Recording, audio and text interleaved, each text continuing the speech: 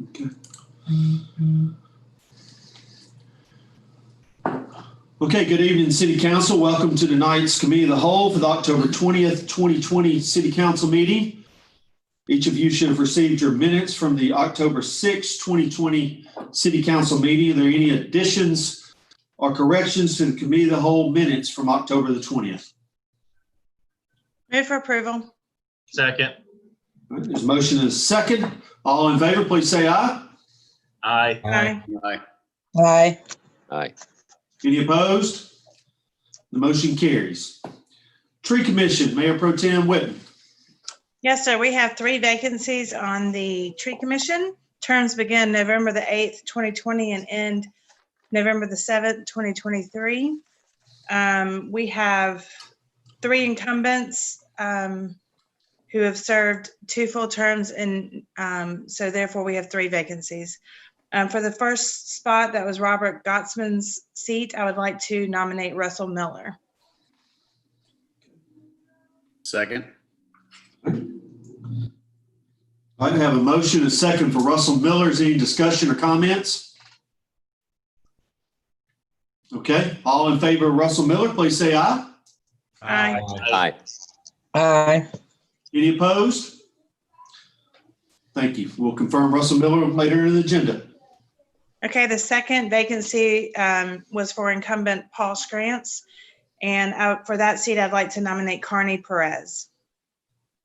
Second. All right, we have a motion and a second for Carney Perez. Any discussion or comments? Hearing none, all in favor of Carney Perez, please say aye. Aye. Aye. Aye. Any opposed? And we'll confirm Carney later on the agenda. And the final vacancy was held by James Shepard, and I would like to nominate Blake Thaxton. Second. Have a motion and a second for Blake Thaxton. Do I have any comments or questions? Hearing none, all in favor of Blake Thaxton, please say aye. Aye. Aye. Aye. Any Aye. opposed?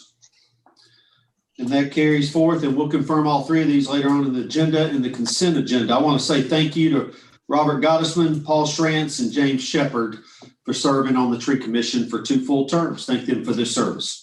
Questions on the agenda for the city manager?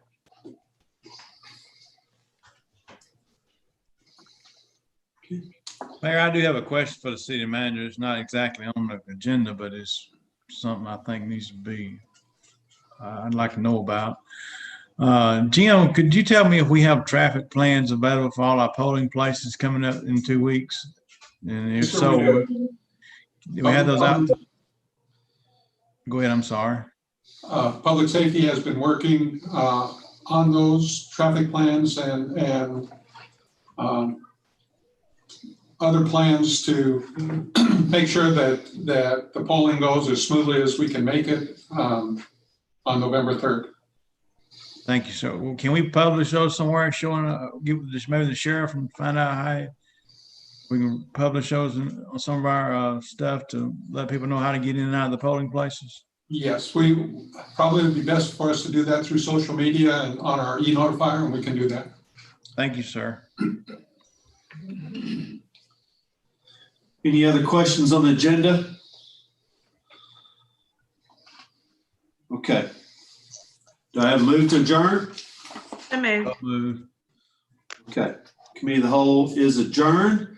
It is 6:59. Valerie, we will wait for 1 minute and then we'll get started, okay?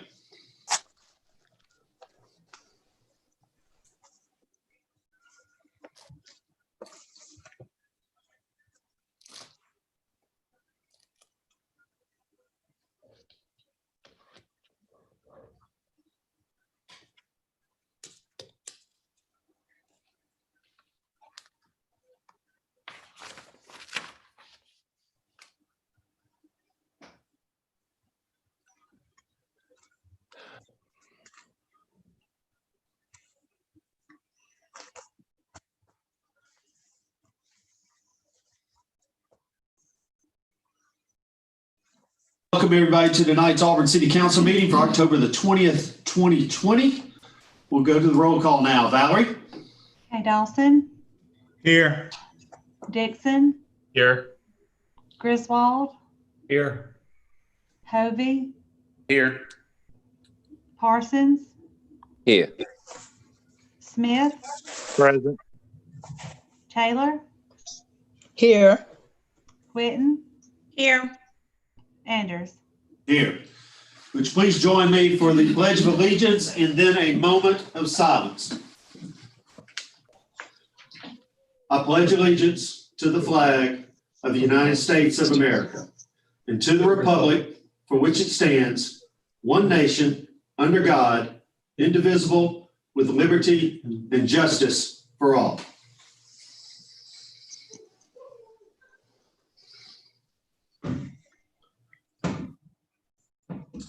Thank you.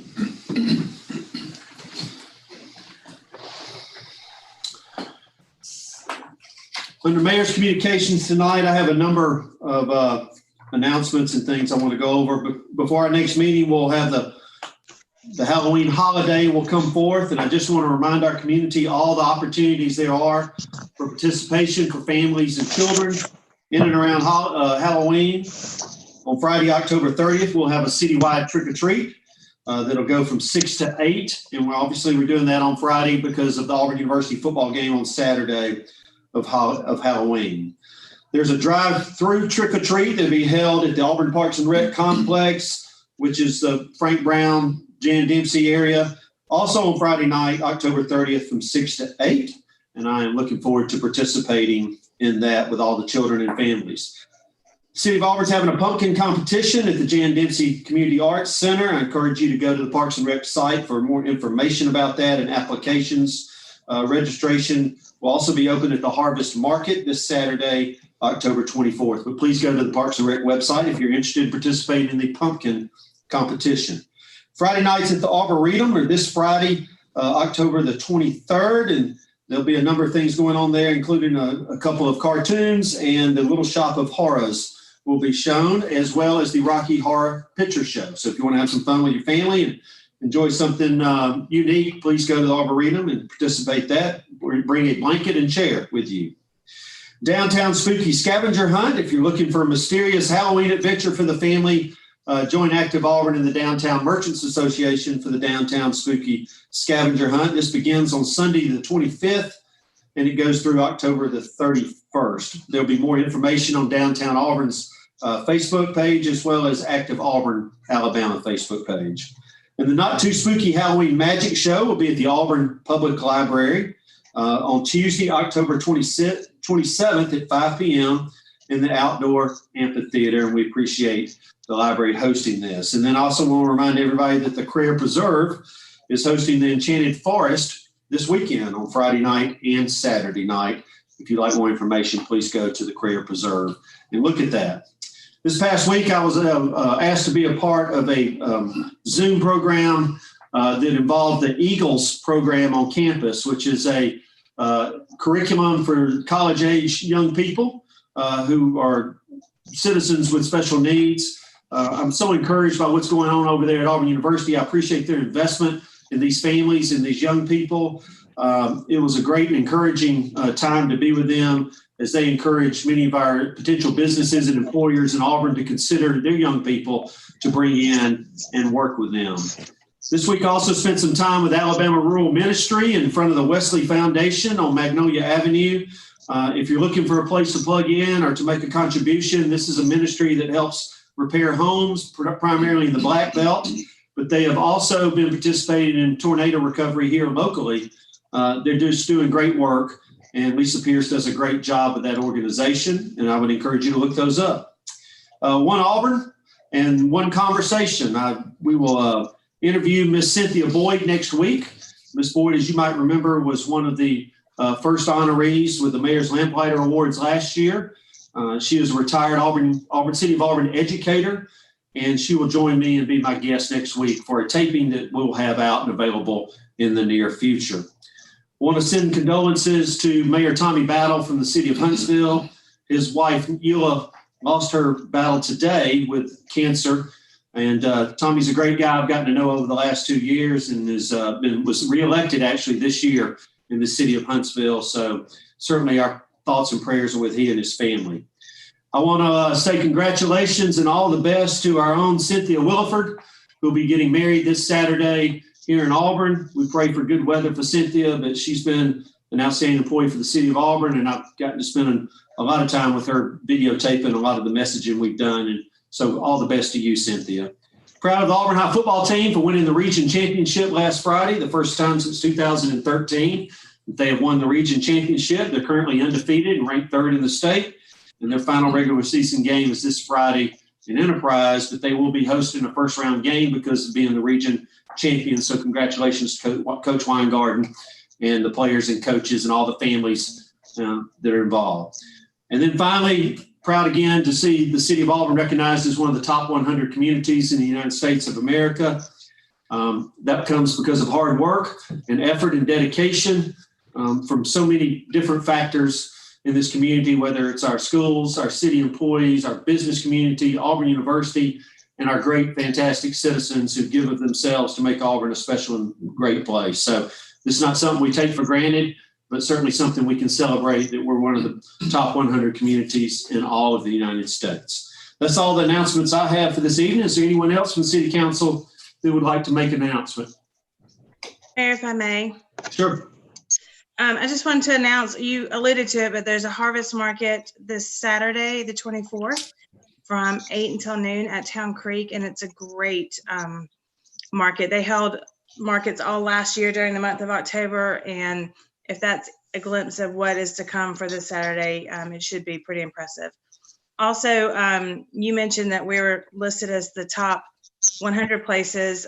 We have in our backyard the best public elementary school in Alabama with Cary Woods Elementary. And I just would love to give a shout out to my neighbor and dear friend and leader, Karen Snyder, for all her leadership and all that she's done at Cary Woods Elementary.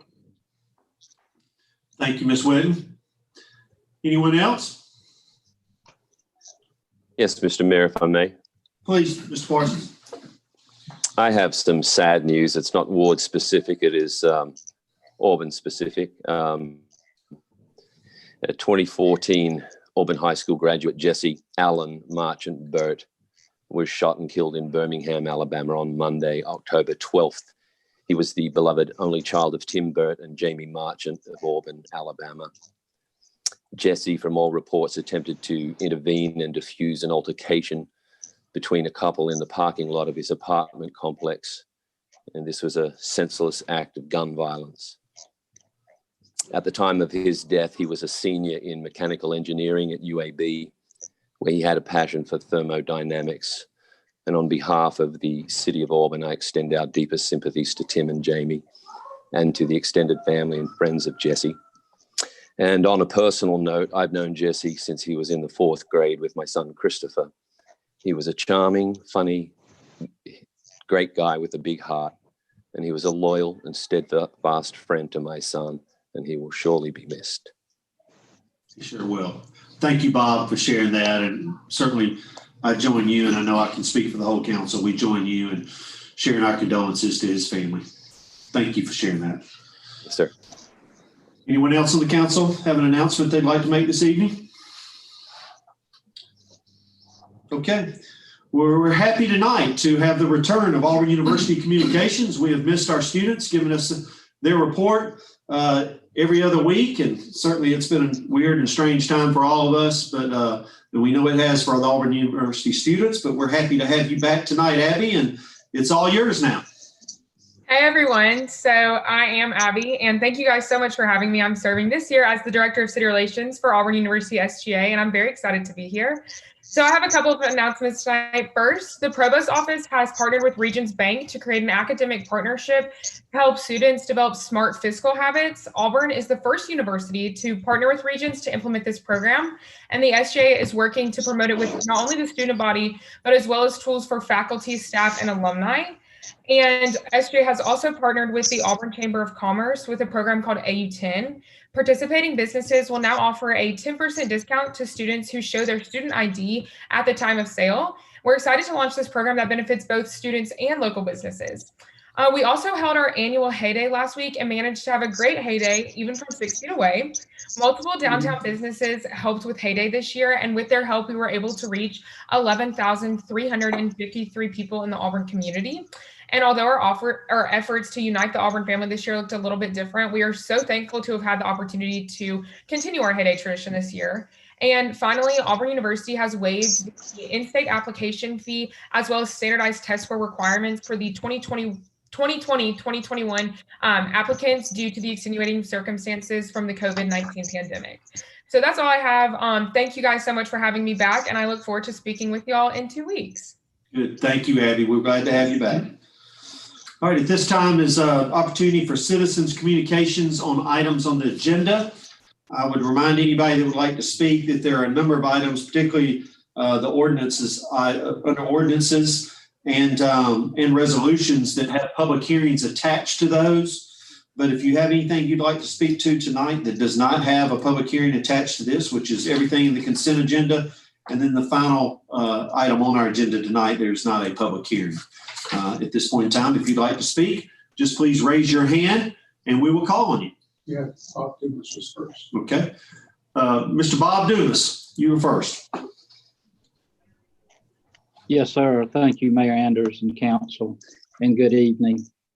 My name is Bob Dumas and I reside at 1635 Bradford Lane in Auburn. Thank you for the opportunity to speak with you about item 10B on your agenda tonight. It's a resolution authorizing employment and contract negotiation for the next Auburn City Manager, Megan McGowan Crouch. I've had the pleasure of knowing Megan since she started working for the city as an intern approximately 23 years ago. During her tenure with the city, I've had the opportunity to work with her in economic development, planning, and recently in preparation for Auburn Bank's redevelopment project as assistant city manager.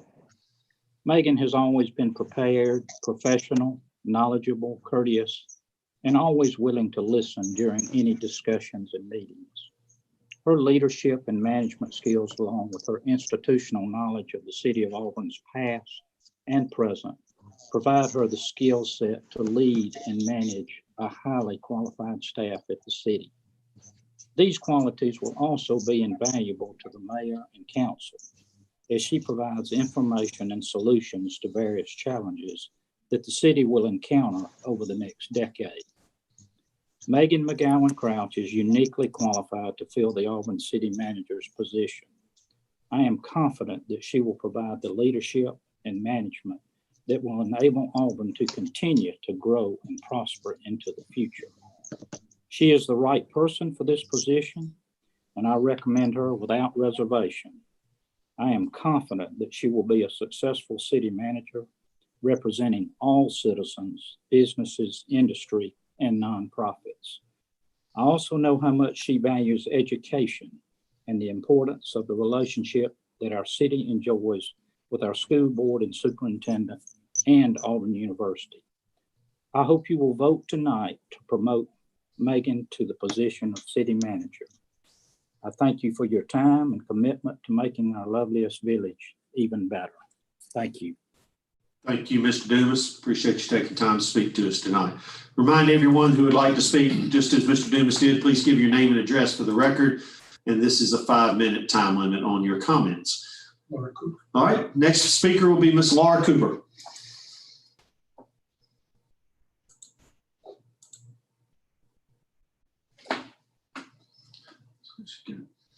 Muted. Laura, we have you still muted. I apologize. Yeah. Good afternoon and good evening, Mayor Anders and City Council. Thank you for this opportunity to speak. My name is Laura Cooper. I reside at 1520 Dunbar Court here in Auburn. And just want to speak to you regarding my knowledge of Miss Megan McGowan Crouch. And I think it was a late Tip O'Neill that says all politics are local. Megan has a global perspective. She has an international perspective, but she never takes her eye off of what's happening here locally. I have had the pleasure of serving alongside Megan in several capacities, school board, business, chamber business, IDB business, and also Lee County Youth Development Center, a local nonprofit.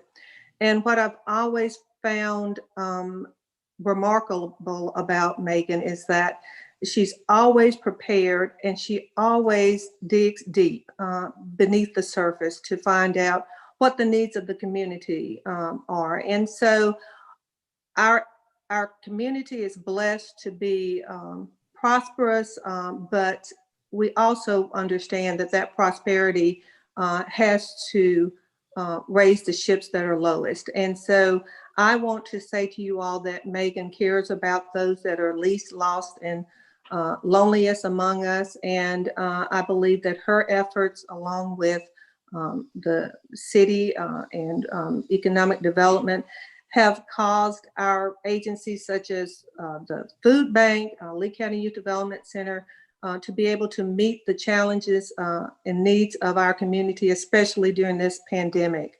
I cannot think of anyone that would be more qualified to serve in this capacity, and I wholeheartedly give my endorsement, and I pray that you all will certainly consider her as your next city manager. Thank you for this opportunity. Thank you, Ms. Cooper. Appreciate you taking time to speak to us tonight. Kelly Shoemaker. All right. Kelly Shoemaker, you're next.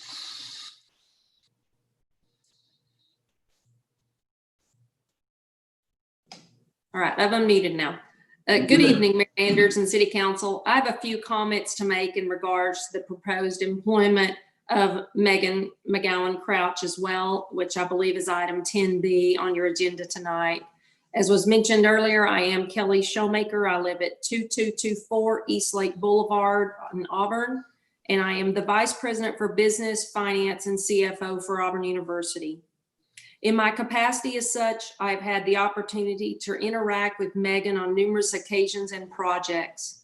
I've always found those interactions to be of a very positive nature for both Auburn University and the City of Auburn. Megan is very comfortable in including Auburn University in regular meetings to ensure that strategic projects are known by both entities to ensure maximum success for both of us. Megan is decisive, communicates her vision, and sees the big picture. It is evident that she loves the City of Auburn and loves working for it and leading it. I look forward to continuing to work with her in this new capacity. Thank you, Kelly. Thank you.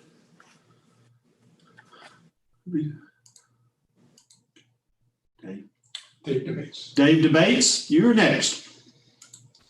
All right. Good evening, Mayor Anders and Jim Buston and members of the City Council. I appreciate the opportunity to speak to you. My name is David Debates. I reside at 1418 Bedford Court here in Auburn, and I am the retired Vice President of Global Engine Operations for Briggs & Stratton, which I worked there for 33 years. And I also serve as the chairman of our Industrial Development Board. I first met Megan back when Briggs & Stratton was recruited in building our operation in 1995, and really was impressed of all the communities that we have engine operations in. I was really impressed with the efficiencies of her contributions to helping us establish that operation here in Auburn. I've been on several terms there with the Industrial Development Board, and the thing I would like to share with the City Council is more about some what I see as her cultural attributes on who she is. She is accountable. She takes ownership for the projects, the things that not only did when we landed Briggs & Stratton here, but all the other industrial recruitment activities that the IDB takes a part of. I've seen her act with accountability and taking ownership for any actions that engage the betterment of the City of Auburn. She's candid. She's engaging and sincere in her dialogue, trying to create an open atmosphere in the meetings and the business activities that we've engaged in. She has initiative. I've known very few people that tackle problems and take independent action like she does. her integrity. She demonstrates sound moral and ethical principles. She respects others while still pushing to achieve the city's goals, business goals, or shared goals of the entities that are involved. She's very team-oriented. The very important characteristic of managing a larger group of people with a lot of direct reports, obviously acting as city manager, you have to see her succession plan as she's moved up in her promotions in the city, and being able to work across the verticals as well as overall the different functioning groups is very important, obviously, in being a leader. How she accomplishes these missions and things that she's been engaged in, I've seen a sense of execution. She establishes courses of action for herself, which are generally very aggressive and to the point of achieving the goals that she set for herself in the program. She's very fact-based decision-making. How she analyzes data and takes that into account in her decision-making is exceptional. I think she has a very high sense of fiscal responsibility. Obviously, as the city manager, a very important point to continue the quality of life that we've all enjoyed here. It comes from a well-run city, and I think I've seen on major projects from GE to these larger industrial programs, the sense of operating the budget, hitting dates, and helping the clients hit their expectations of startup production dates. Also looking for opportunities always to be innovative in how those solutions get taken into account. And she's got a sense of speed, demonstrating a sense of urgency, whether it's a request coming from the IDB, the city, just always very passionate about what she's doing. And those cultural attributes are very important in a leader. I've had the opportunity to hire many plant managers, and you look at how a staff, which she'll be overseeing and operating, how those attributes are ingrained in her really determine the success of the whole team. And she's definitely a magnifier of the team's skills and represents them. And she has my complete endorsement. I highly recommended her for this city manager position. She's been a pleasure to be around during the terms I've served on Industrial Development Board. And I hope you give good consideration to that. And I appreciate the council's time this evening to comment on her. Thank you, Mr. Bates. Appreciate your time tonight as well. Mr. Cater. All right. Mr. Rod Cater.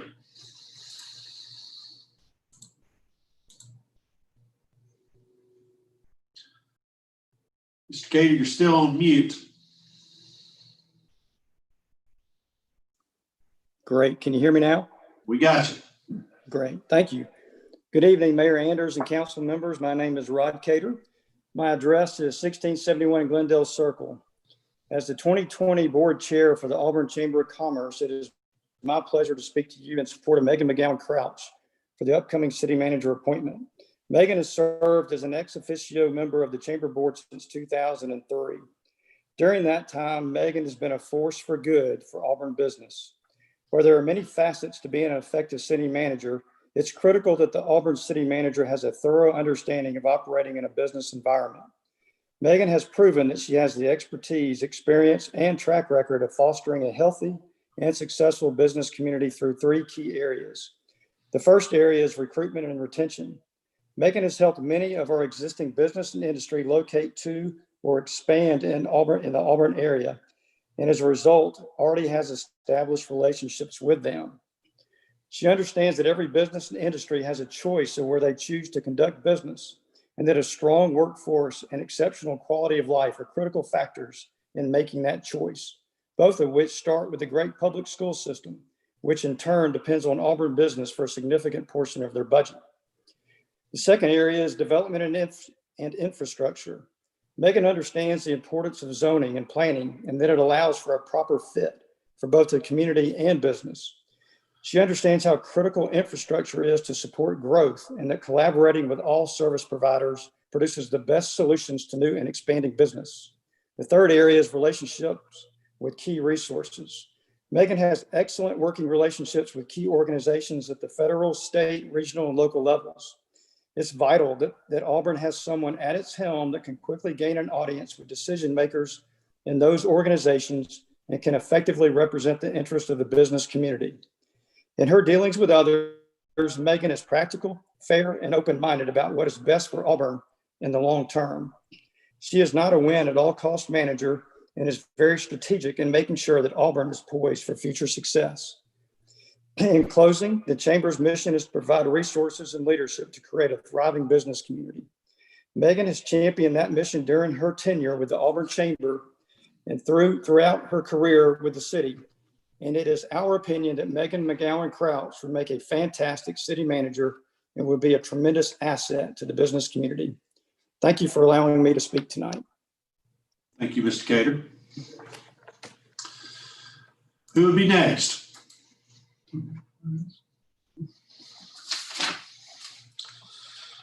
Okay, City Manager's Communications, Mr. Buston.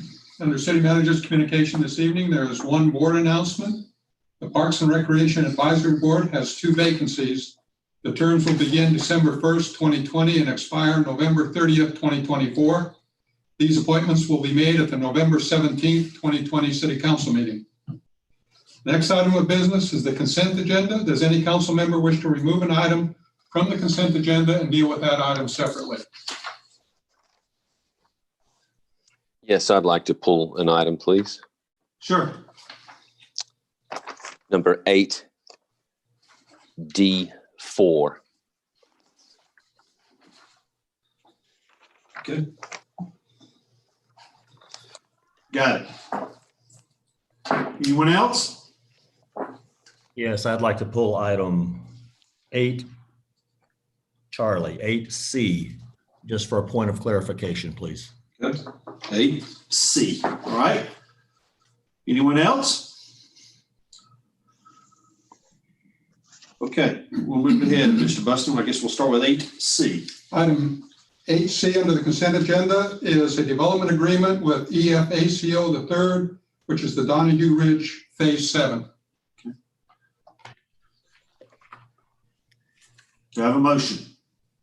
So moved. Move. Second. I have a motion and a second. Questions or comments, Mr. Griswold? Yes, I have no objection to the development agreement, but I do have one question on some detail. On page 2, it specifies that the developer has already performed a traffic impact study. Yet then on the next page, it says that direct access to Donahue Drive may be limited and a traffic impact study may be required. So we have on one hand, it's already been done, another hand it said it may be required. I just need to hear from the city manager where we stand in terms of a traffic study for this project. I'm going to let Mr. Scott Cummings address that. Scott was instrumental in developing this agreement. Scott, would you like to answer that question? Yes, sir. The developer did perform a traffic impact study for the development itself. The additional traffic impact study that was addressed in there is specific to the commercial or not commercial, but the frontage road, frontage property that's on North Donahue that's not being annexed in at this time.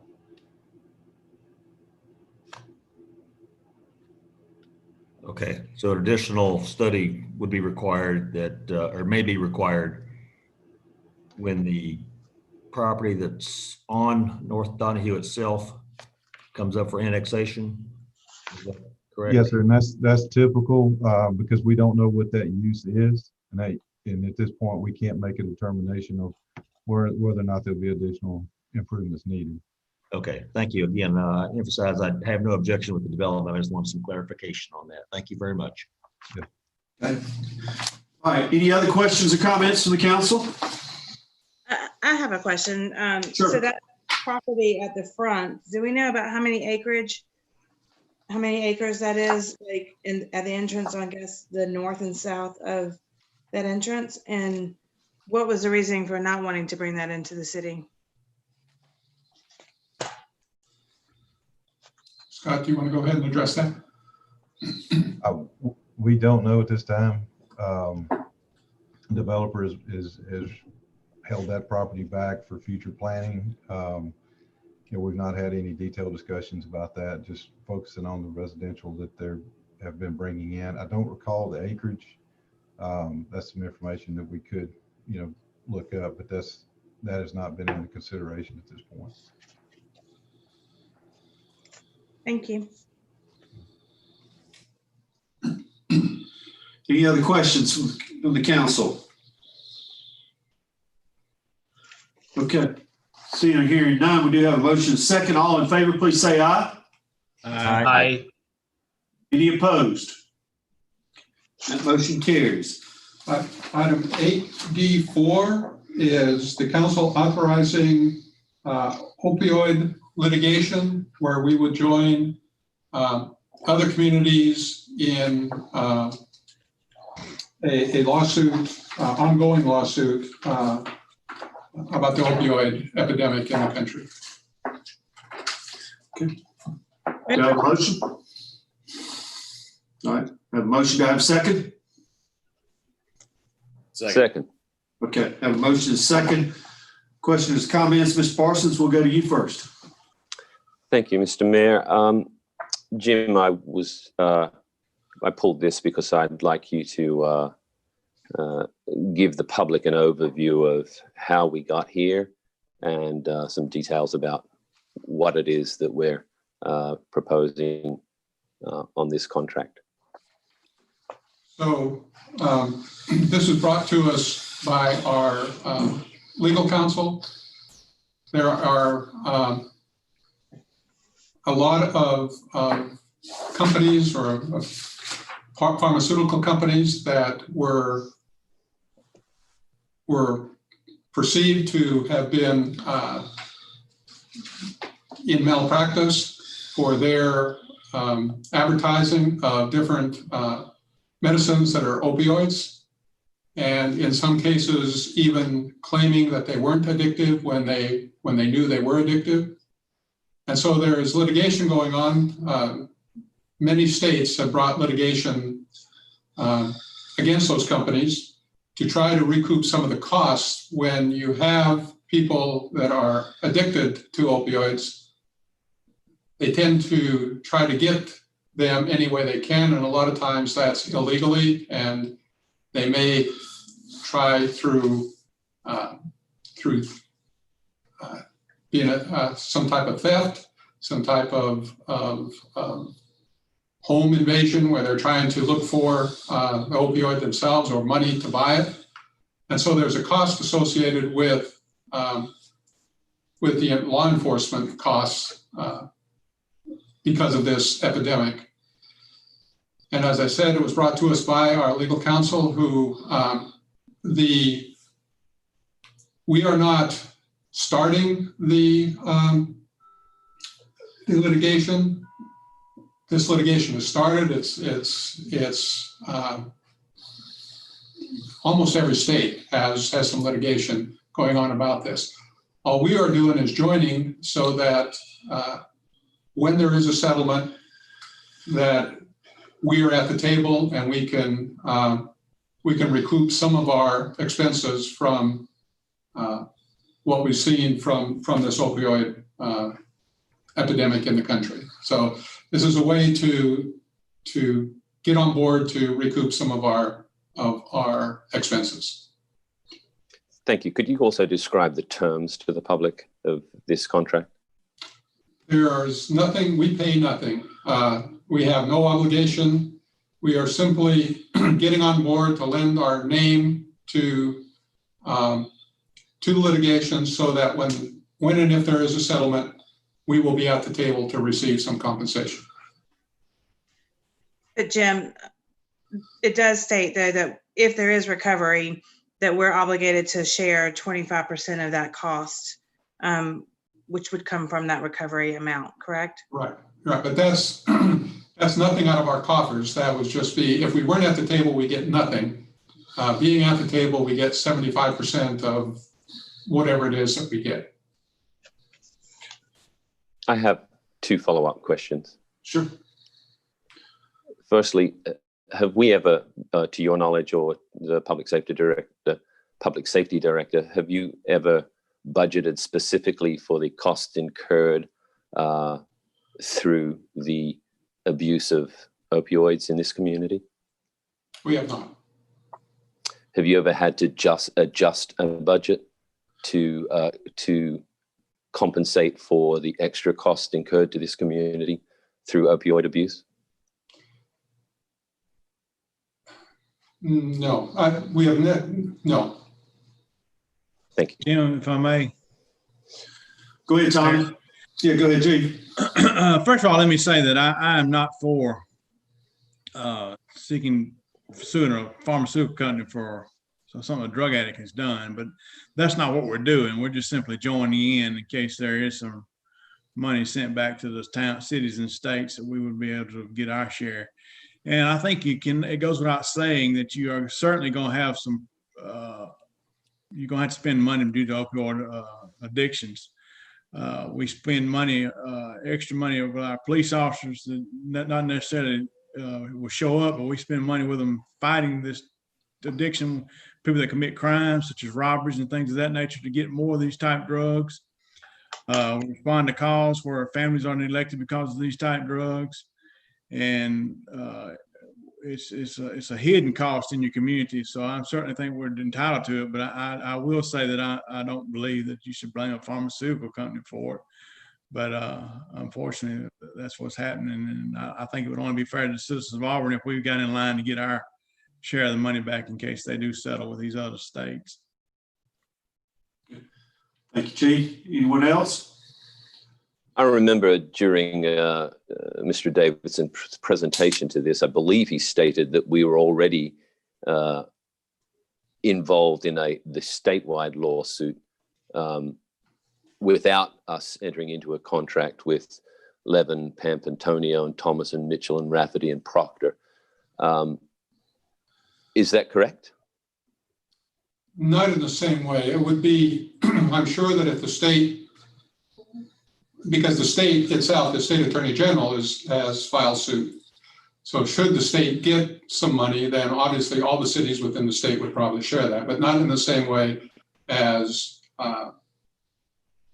being at the table as one of those communities in the state that are looking to be reimbursed. So I would say that without this, not necessarily this firm, but without a firm representing us, we wouldn't be near the front of the table. Jim, if I may, I think we should be careful about our questions regarding this item. We had an executive session that we received a lot of privileged information, and unless it's stated in this this resolution or this agenda item, I'm afraid we might be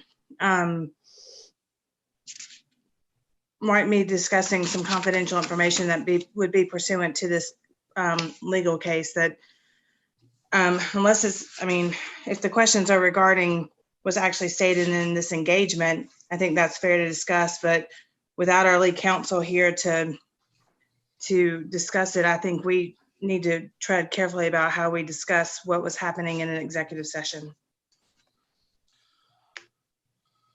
Is our lead counsel here? I'm sorry, Bob, I didn't get that. Is our lead counsel here?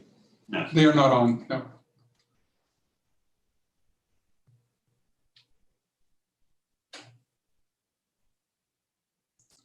I concur with Ms. Witten, especially when we're talking about things that the city attorney discussed with us in executive session regarding litigation.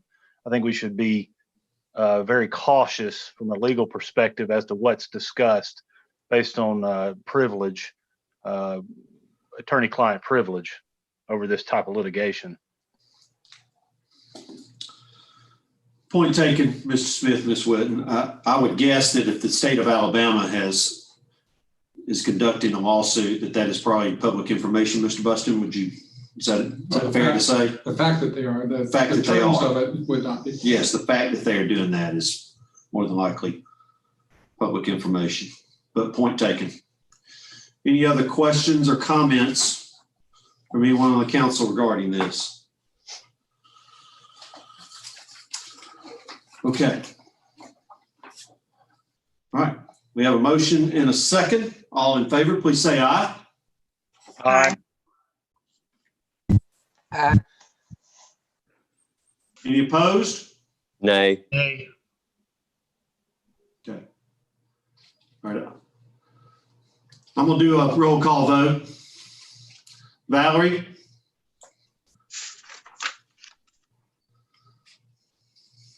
Valerie, you're on, yeah.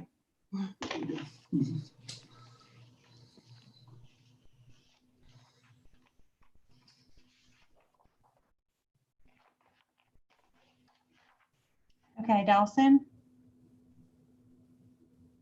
Tommy, you are. Tommy, you're muted. Yeah. Yes, ma'am. Okay. Dixon, No. Griswold, No. Hovey, Yes. Parsons, No. Smith, Yes, ma'am. Taylor, Yes. Witten, Yes. Anders. Yes. Those are all the items off the consent agenda. All right. Do I have a motion to approve the balance of the consent agenda? So moved. Move for approval. All right. Have a motion to second. All in favor, please say aye. Aye. Aye. Motion carries. Under ordinances this evening, we have item 9A1 is David Slocum requesting annexation of 156.5 acres of property located on the west side of North College Street and south of Sagahatchee Creek. Planning Commission unanimously recommended approval of this request. I'll introduce the ordinance and ask for unanimous consent. Second. All right, we have a motion and seconds. Anyone on the council have a problem moving forward with a vote on this evening? Hearing none. Valerie, roll call, please. Dawson, Yes, ma'am. Dixon, Yes. Griswold, Yes, ma'am. Hovey, Yes, ma'am. Parsons, Yes. Smith, Yes, ma'am. Taylor, Yes. Witten, Yes. Anders. Yes. Item 9A2 is Brett Basquin requesting annexation of 50. Oh, I'm sorry. So we didn't, Sorry. we gotta keep going. Hold on just a second. All right. Do we have any comments or questions from the council regarding this? Mr. Mayor, I have one question. Sure. Were any objections registered from residents at either the planning commission or with the planning department? I believe that our planning director, Mr. Cotton, is online for us. Can you answer that? I can. There were no objections. This property is, while it's centrally located, it's actually sparsely populated in the area. You've got Cary Creek across from it, but there's not really a whole lot of people to complain, to be quite frank. So we did not get any comments. All right, thank you. Any other comments or questions from the council? Okay, hearing none. Do I have a motion to approve this? So moved. Second. I have a motion and second. The roll call now, Valerie. And Dawson, Yes, ma'am. Dixon, Yes. Griswold, Yes, ma'am. Hovey, Yes, ma'am. Parsons, Yes. Smith, Yes, ma'am. Taylor, Yes. Witten, Yes. Anders. Yes. Now, item 9A2 is Brett Basquin requesting annexation of 15.39 acres located at the southern terminus of Cindy Lane and east of North Donahue Drive. Planning Commission unanimously recommended approval of this request. I'll introduce the ordinance and ask for unanimous consent. Second. I have a motion and second. Does anyone on the council have a problem moving forward with a vote on this evening? Okay. Valerie? Okay, Dixon, Yes. Griswold, Yes, ma'am. Hovey, Yes, ma'am. Parsons, Yes. Smith, Yes, ma'am. Taylor, Yes. Witten, Yes. Dawson, Yes, ma'am. Anders. Yes. This time, are there any comments or questions from the council?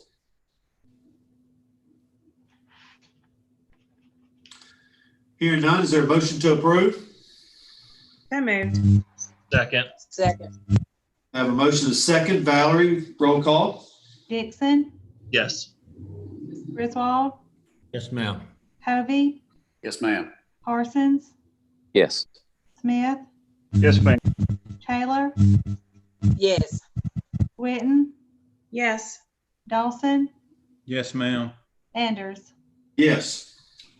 Item 9B is the City of Auburn requesting approval of amendments to Article 4 and Article 5 of the City of Auburn zoning ordinance. The Planning Commission recommended to reduce bed density in the UNW by a vote of 8-1 and recommended to prohibit ADUs in MDRD and NRD by a vote of 5-4. A public hearing is required. I'll introduce the ordinance and ask for unanimous consent. Second. Second. I have a motion and a second. Does anyone on the council have a problem moving forward with a vote on this evening? Seeing or hearing none. Valerie? Griswold, Yes, ma'am. Hovey, Yes, ma'am. Parsons, Yes. Smith, Abstain. Taylor, Yes. Witten, Yes. Dawson, Yes, ma'am. Dixon, Yes. Anders. Yes. At this time, we will open the public hearing. If you'd like to address the city council on this, please raise your hand on your Zoom application and we will call on you.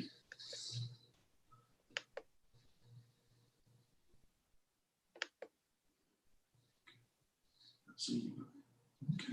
Okay. Nick Hayes. Nick, you give your name and address for the record when you please talk. Yes, can you hear me? We can. Nicholas Hayes, 333 Brookside Drive. Just before I get started procedurally, I'm a little confused on what you all just voted on. Am I talking about both issues together or one individually, or just I can talk on the matter? Yes, Mr. Hayes, you can talk about one individually. You can talk about both. It's whatever you'd like to talk about right now. Okay. Well, thank you. To be brief as possible, as I think most of you all know and remember, this ADDU matter in these areas has now been brought up, I think, for the third time since this mayor and council have been elected. And the last time we were discussing it in these areas, ADDUs were a right of any citizen in the city for these particular areas. They have been designated by the city for redevelopment for good reason. And they had when parking, which had become a very valid complaint of this development in certain areas because it was creating a parking problem on the street, that was used as the issue with the private sector to convince the private sector that it was a good idea to give up our right to build an ADDU and in cooperation with the city, make it a conditional use where the private sector and the city had discretion over whether to allow this product type to be built in these areas. And the private sector it was given to the private sector in the NRD area and the MR and the MDRD area as a reasonable compromise because this, we needed to kind of slow it down was the narrative. Well, since it's become conditional, however many, year or 18 months, 2 years ago, we have not had a single ADDU built in the NRD area or the MDRD area. Yet we are now being hit with a proposal to ban the ADDUs in these two particular areas. And it's just a further taking from the private sector. And the issue really is the amount of apartment supply we have in town, which is driven specifically in the UNW area as far as the supply concern. If you put all the ADDUs in the city together and counted all those 5-bedroom houses, it may add up to one building in the UNW area. So the idea that the ADDUs are an issue as far as the supply of student housing is laughable. I think that the city has already taken enough from the individual landowners over there. And all this will do by making it prohibited is decrease the land values for the local individual owners, which will force their property values down, which will allow out-of-town developers an easier path towards assembling larger tracts that they can then put together for larger multifamily developments within these areas that are outside the core and outside the UNW area, and sort of make it easier for developments like the Avenue or the Boulevard in these areas. And nothing against them necessarily, but if you want less beds, if you want less density, if you want less intense development of student housing in your town, the ADDU is your friend. But the ADDU has been painted with the brush of the boogeyman, when in reality, if you poll anyone in town as to whether they would rather student housing in the form of actual houses or student housing in the form of, a 2-story or 7-story building, it would be unanimous that they would rather it in the form of a house. That is the original form of student housing. It is the least intense form. It is one house on one lot. It's not 500 houses on one lot. I know I've talked to a lot of people in town, and I think everybody is ready for this debate to end. It's been time consuming. It's been stressful, not only mentally, but financially on people. And it's time for it to end. This city needs to move past it.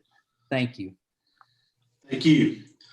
Elizabeth Hill. Okay. Next is Elizabeth Hill.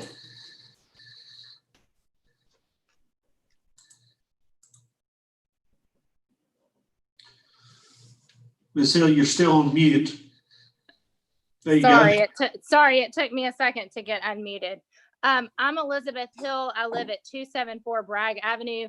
I would like to point out that happens to be in the middle of where this ADDU controversy actually is. So I'm speaking as a resident in the middle of it. I just wanted to point that out. I understand and hear what the previous person just said, but I think I would like to offer a different take on it. We have had so many conversations with the city about this, but I think that the take that I thought about this week as I was thinking about coming and attending this meeting is I would rather, instead of it seeing this as we are restricting something, I would rather us see as this as an opportunity of creating a neighborhood that can look different.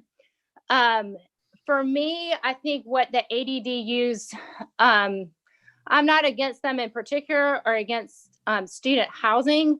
I think what I wish to preserve in my neighborhood is diversity. And I think what the problem with the ADDUs are is as they have come in, then it has taken over the neighborhood and it's becoming more of a monoculture instead of an opportunity for diversity. And I think when you look at diverse landscapes and study those, then you can see that there is benefit to having a diverse community and having that in overlap in places. And I think that's very rare in our city. I think we have a lot of monoculture developments in our city, whether it's single family houses out, up Donahue or up College, or you have concentrations of student housing. And I think this is one place that our city can offer some overlap to different groups to be able to be in a diverse location. And so for me, I think it's less about saying it's about holding and restricting the ADDUs in order to provide an opportunity for other things to come in, like actual single family housing and not single family housing that pretends like it's single family housing, which is how we got into the ADDU problem to begin with. And I think it offers an opportunity for college students to live in the midst of graduate students or young families or older residents that have been there. And I think it's an opportunity for the city council to look at this and say, we actually want to create something different in this neighborhood than just allowing it to become a monoculture of college students. Because if a college student wants that, there are plenty of opportunities in this city for that. But for us in this neighborhood, we would like to encourage and pursue having a diverse neighborhood, having opportunities for middle-class people to live in the midst of college students, and for us to all be able to learn from each other and have that opportunity. So for me, that's my perspective living in the neighborhood, is if we could halt the ADDUs in this area and allow for other opportunities to grow up, I think it could be a beautiful, diverse neighborhood that could show an example for the rest of the city of what living together and working together could really look like. Thank you. Anyone else for this public hearing? Anyone? Okay. At this point in time, we will close the public hearing.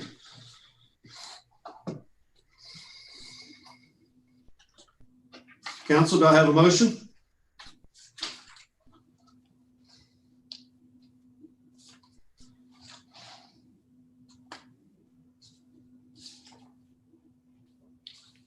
Bob, you're muted. Move for approval. Okay. Second. All right. We have a motion and a second. I move to divide the question. If I may expand upon that, I move to divide the question by separating the proposed amendments to the City of Auburn zoning ordinance into two separate questions. And the first question is to modify section 509.03 Urban Neighborhood West, District Development and Design Standards Table 5.6, density to reduce the bed density allowance from 255 bedrooms per acre to 170 bedrooms per acre for mixed use, multiple unit development and private dorms or dormitories. The second question would be to modify table 4.1, table of permitted uses, academic detached dwelling units, to no longer permit academic detached dwelling units in the medium density residential district, NDRD, and the neighborhood redevelopment district, NRD. Okay, we have a motion to divide the question. Do I have a second? I hate to do this. Beth, can you? Hold on just 1 second. One more time. Yeah, hold on just 1 second. Let me get us, should we go back to Beth or should we get a second first? Let me just clarify what Beth is doing here. Sure. So what Beth is doing is there are two issues on this ordinance. One is the density issue in the UNW zone area. The other issue is the prohibition of ADDU in both MDRD and NRD. Beth is asking the council to look at these two items separately as two separate ordinances. So she has moved to divide the single ordinance into two separate ordinances. Second. Okay. I have a motion and a second. The questions about what we're doing. Debate is not allowed, but questions can be asked. I have a question. Sure. Why would we be doing this? Ms. Wood, would you like to answer that, or would you? Well, I mean, without debating it, they're two very separate issues. One is addressing density in a certain section of town in a very different development district. And then the other question is regarding academic detached dwelling units in two separate zones. And to me, they're very separate issues. And council, if I could give you a point of clarification, the planning commission actually dealt with these items separately. That's why when I introduced the item, I gave you the 2 votes because they did do it separately. If this council wishes to do it separately, we have to do it in a certain process to make it legal separately. The planning commission did not have to follow that process since they were not the final adjudicating body, but we do if council wants to separate these. I have a question for Mr. Buston. Go ahead, Bob. Why is it presented to us as one item? Because that's how the item was originally developed by staff to the planning commission. And even though the planning commission did make 2 votes on this, it was still just one item. So as I said, if this council wants to separate those items, they have to do it in the process that we're outlining here, that you separate it by a vote of the council to separate it into 2 items. Thank you. Okay. I have a question, Mr. Buston. Okay, I'm not sure who. Was that Connie? Was that you? Did you have a question? Well, it was actually me and Kelly at the same time. Oh, okay. You go ahead, Connie. Well, my question is, if we separate them if we separate the 2 items, okay, would that be final? Can we come back and we can discuss separation on the second item?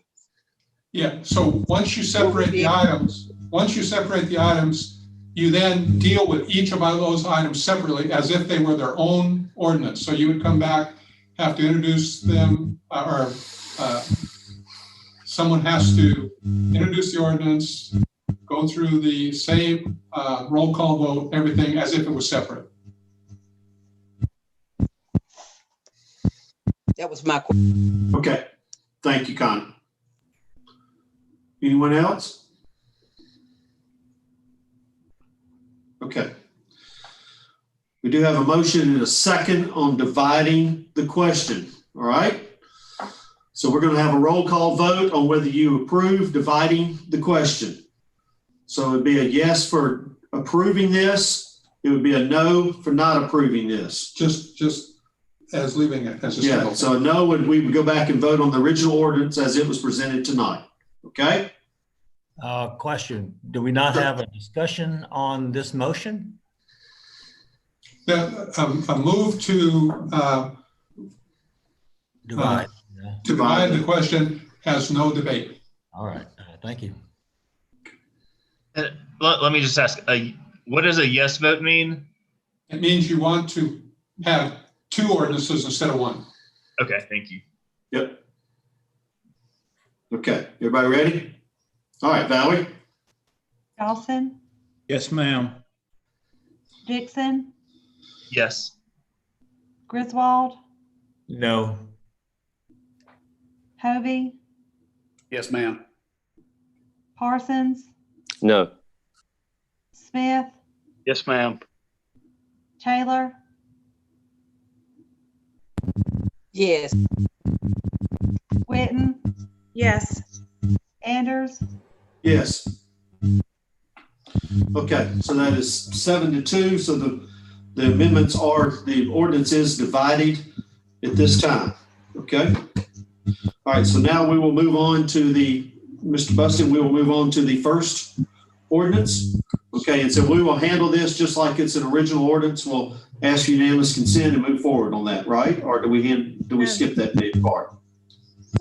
You would skip that first part and go directly to move for approval, Okay. second, and then discussion. Okay, so why don't you read what the first ordinance would be now? So the first ordinance is to modify section 50903 Urban Neighborhood West UN-W District Development and Design Standards, Table 5.6 Density, to reduce the bed density allowance from 255 bedrooms per acre to 170 bedrooms per acre for mixed use, multiple unit development, and private dormitories. Okay. So now we'd be looking for a motion. So moved. Move for approval. Second. All right, we have a motion and a second. I would offer to the council right now, I'd like to make a motion that we table this until our next meeting on November the 3rd. I personally believe that there's more work and due diligence that can be done by the council and certainly by myself to understand the opportunities and the dynamics of this decision. And I would like to ask the council to consider postponing this until the next meeting, which is November the 3rd. Second. All right, so I have a motion and a second. All right, so we'll Have to vote. right. Would we have discussion? Do we need discussion first, Mr. Buster? We'll have discussion first. All right, so we have a motion and a second on tabling this first vote to the November 3rd meeting. Is there any discussion or questions? I have some comments, I guess. Sure, go ahead, Mr. Parsons. I want to remind everybody that the content that we're deliberating on tonight is as a direct result of a mayoral task force, the Student Housing Task Force. It was given to a group of people from our citizenry, from our council, from our staff, to come up with recommendations to the planning department, which they did. They spent countless hours on doing so, and I appreciate the work that they've done. And here we are, it seems to me, actively dismantling the very work that they've done. And that doesn't bode well for other task forces that are in the pipeline. And I think we run the risk of looking as though we are doing theater for our public rather than doing actual work. And I would caution this body to bear in mind that we are possibly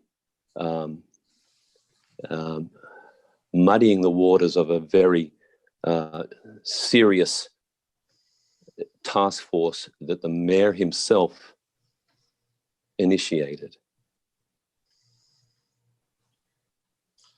Thank you, Mr. Parsons. Anyone else? Yes, Mr. Mayor. Yes. Yeah, I would like to point out also that the Planning Commission, after receipt of the recommendations from the planning or from the task force and the planning staff, met multiple times and had multiple work sessions in addition to that to come up with these recommendations for us. There was only one person, planning commission member who voted in opposition of the recommendation number 1, which is basically what this divided ordinance constitutes. So I think I agree with Bob that I think we're discounting the hard work of people that have already come before us and done their tasks. If we want these task forces to be more than just a publicity show, I believe we need to pay a close attention to them. Also, I would like to ask Mr. Cotton if he thinks this is a good idea to postpone this, seeing that this is one of the most important aspects of this study. And then I have some other questions after I hear from Mr. Cotton, please. Councilman, I'm not sure that it's really staff's position to, I mean, this is a council decision. I'm not sure that we as staff can give you an answer on whether it's a good idea to postpone it or not. I mean, it doesn't, a good idea compared to what? To not postpone it? As to doing it now, I think you can comment on its relationship from a timing perspective. We have a moratorium on student housing. I don't know, does this have to go back to the Planning Commission if we table this, or do we simply put it on the next agenda? I It would would- assume yeah, has it would to be simply- planning. Yeah, it would simply come back on the next agenda. It's a postponement like any other ordinance. It would come back on the next agenda. It's, okay, I would have thought it would have to go back to planning since it's a variation from what planning has forwarded to us, but apparently not. Kelly, Yes. I'd like to ask a question in between before you get to your next question on that same subject. My question is, now that if we decide to table it, I don't know if that passed or not, but if we decide to table it, I want to ask the mayor, and I noticed a question to Forrest.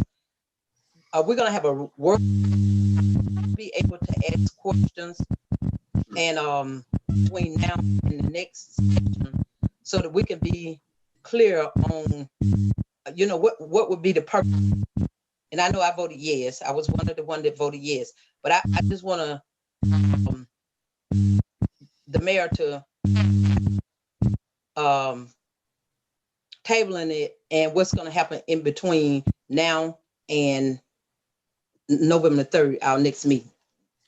Connie, I do have plans to ask the city manager to potentially schedule a work opportunity, work session for us, for people to be able to come in and ask questions of the staff regarding this. Yes. To answer your question, yes. And Forrest, I guess the question that we can answer is, by tabling this, does this have any impact on the moratorium that I think finishes in December, is when the moratorium is up? Yeah, I don't see the harm in postponing it for 2 weeks simply because the moratorium, both of these questions address exactly the two different housing types that the moratorium deals with. So the moratorium is still in place, meaning we're not going to permit any of these types of uses between now and 2 weeks from now. Thank you, Mr. Cotton. Okay. Any other further questions? Go ahead. Thank you, Kelly. You can proceed. Go ahead, Connie.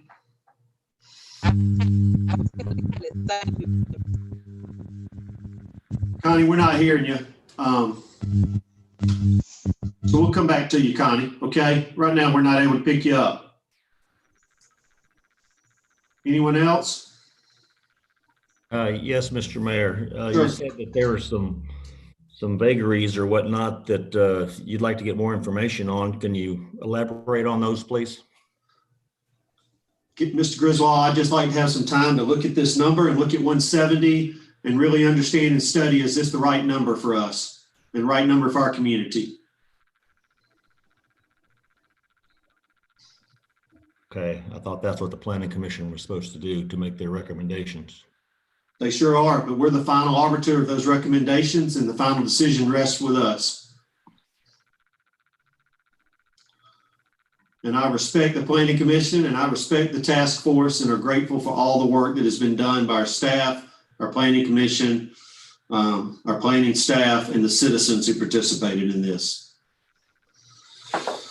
Mayor, One question real quick, Beth. The moratorium ends in December, correct? Okay.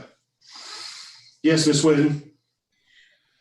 I think we should look at this request to postpone this to the next meeting, first meeting in November, as basically, since we've divided the question,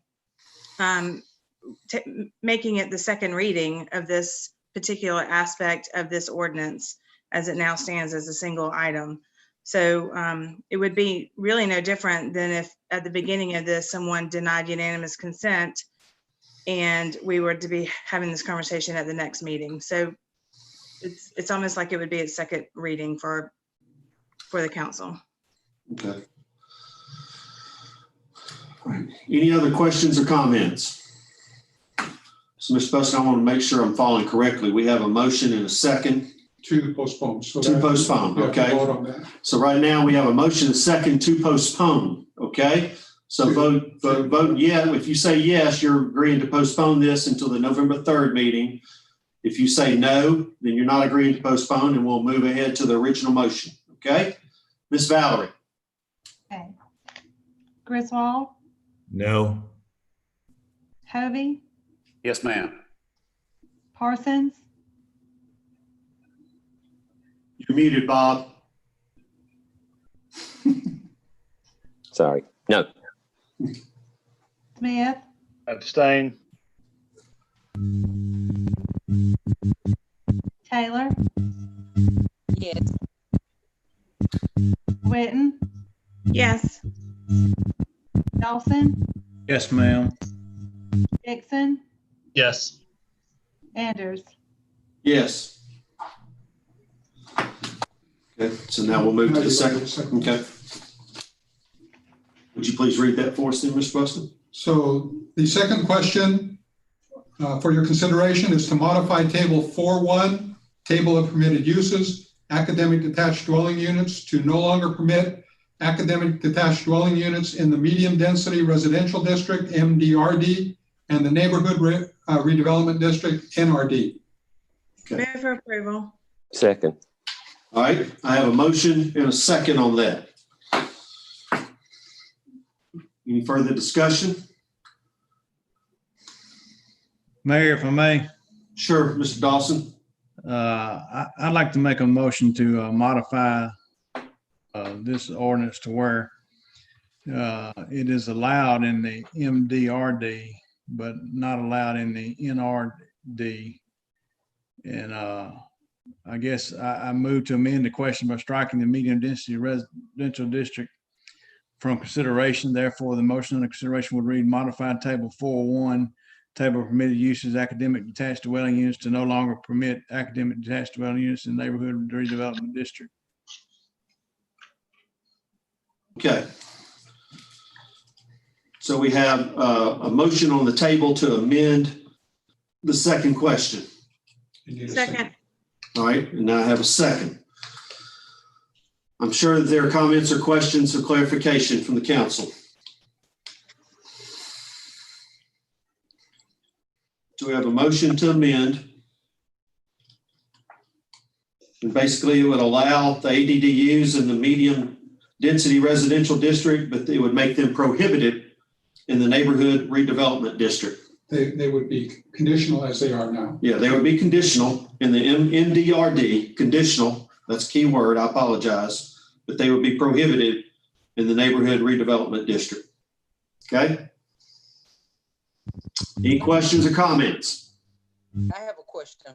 Yes, ma'am. I just want to be clear on what we actually saying. Please. I understand. I said, Can you please. understand me now? Oh, so we're gonna prohibit the ones in the NRD unit. Okay, would that, okay, I know right now they under conditional use. Would that resolve, I mean, would that make the use, all of that'll be prohibited? Yes. Mr. Dawson's amendment would make ADDUs prohibited in the NRD district. Yes. Conditional use also, right? They would be prohibited. Not allowed in the NRD district. Okay. But they would be conditionally allowed in the MDRD district. Are we deliberating on the motion to amend? Or are we deliberating on the motion to approve? We're deliberating on the motion to amend. Okay. Why would we do this? Once again, after all kinds of citizens input, planning commission input, why would we do this? Okay. My Mr. reason Dawson, for, would you like to take a shot at that? Yeah, my reason for wanting to do this way is I've gotten a lot of correspondence back from the citizenry definitely opposing them in NRD. And I've gotten a lot of favorable correspondences wanting to have them in the MD or whatever, MDRD. So that's why I think it better that we deny them from now on in the NRD, because they seem to be built out pretty much anyway over there in that area, and allow them in the other one on a conditional use. But like I said, I had a lot of citizens reach out, and every one of them pretty much was against them in the NRD zone. Well, like you, Chief Dawson, I had lots of people in the neighborhood in which it is zoned NRD reach out to me in opposition to any continued development in the NRD with ADDUs. I had 0 people correspond with me about any activity in the MDRD. And it's interesting that I have none, but I'm aware that some of you have had some correspondence in support of it. It's interesting to me. And again, this is this issue. We task our citizenry, we task our staff, we task our council members to go above and beyond and engage in a mayoral-led, a mayoral initiative of issues of concern to this city. They come up with their findings. The planning department translates that into policy. And here we are again. It's a troubling precedent, and I think it will show to the public that we're performing theater.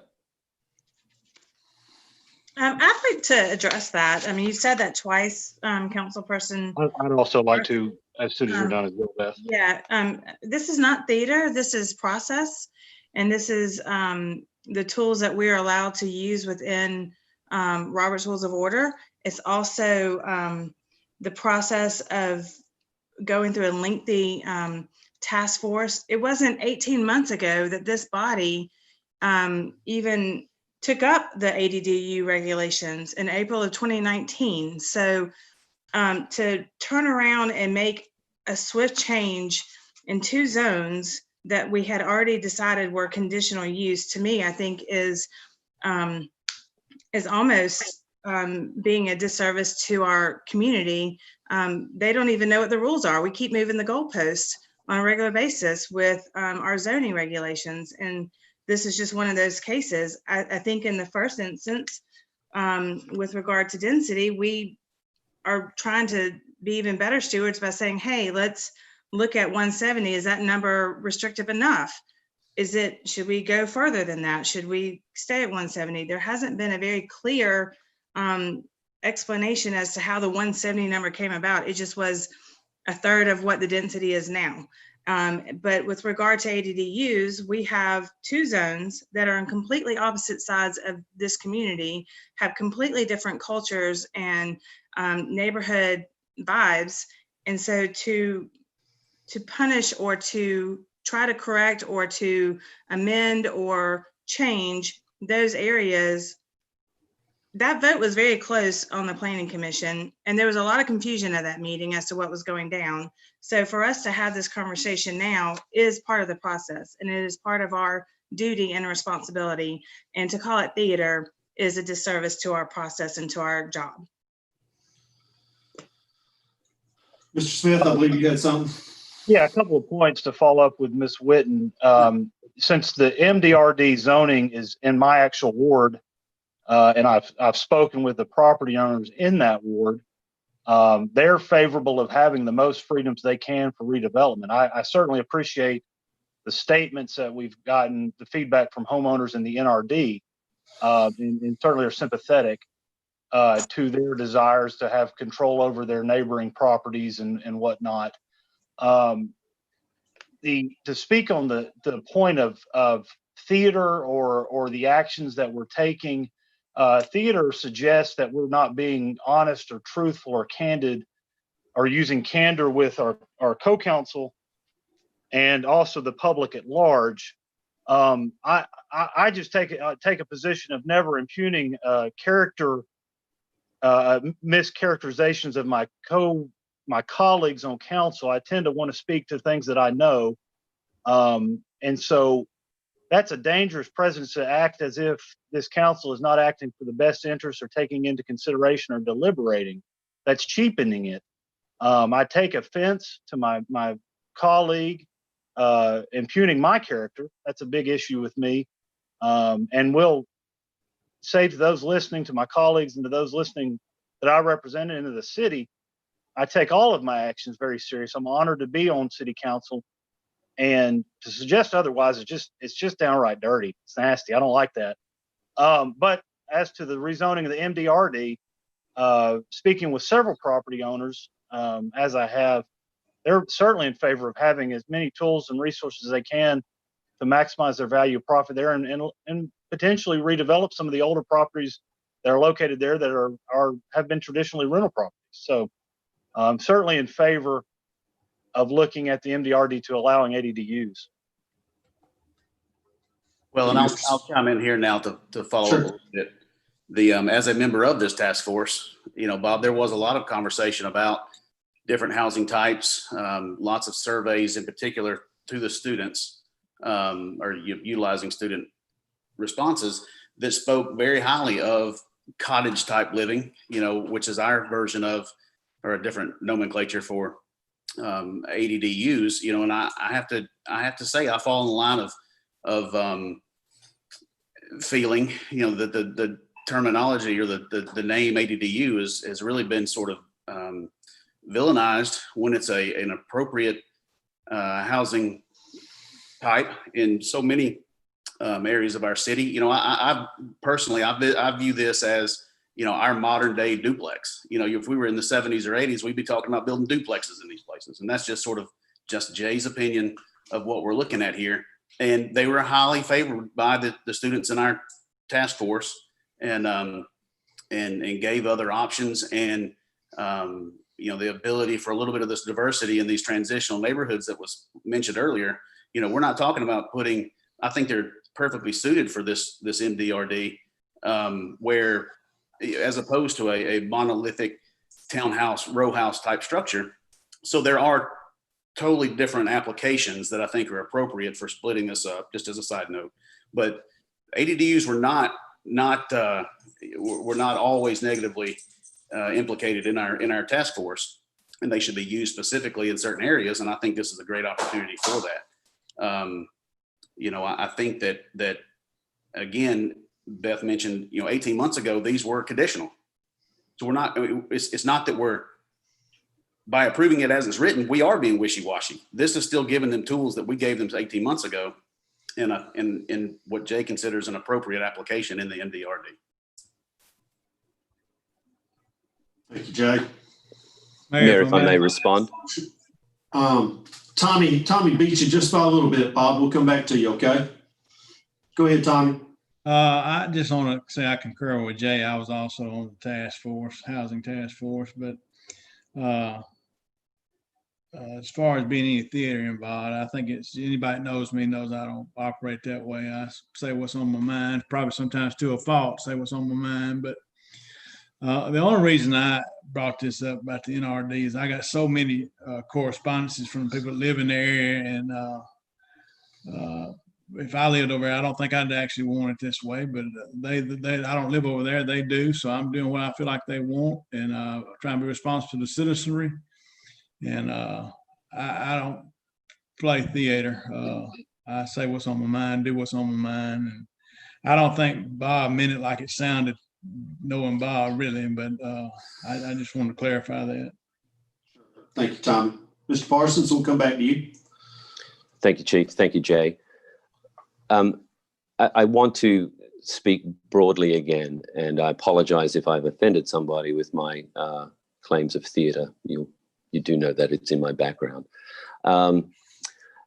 So the big picture for me is this council, this city has been faced with a problem about an excess of student housing in this city, to the point where Mayor Anders felt it important to really dig into the data, as it were, and explore just what content we have in our city, the amount of beds in our city as it relates to the student body of Auburn University and surrounding schools.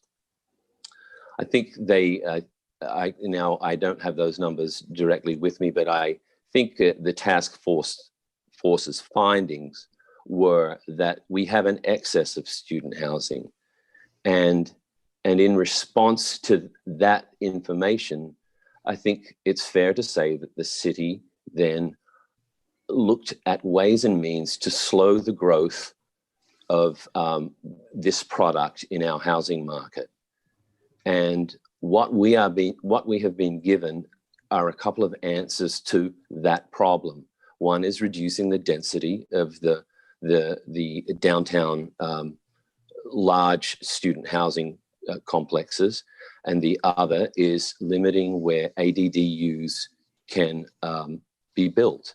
And those are practical answers to a question that we felt important to address, important enough to bring to the planning to address and bring us some policy solutions, which they've done. And it bothers me that we have the potential, and I'll tread lightly this time. Thank you for a second go. It bothers me that we are possibly discounting the work that was put in to suit a few people in this town. And I think that's fair to say.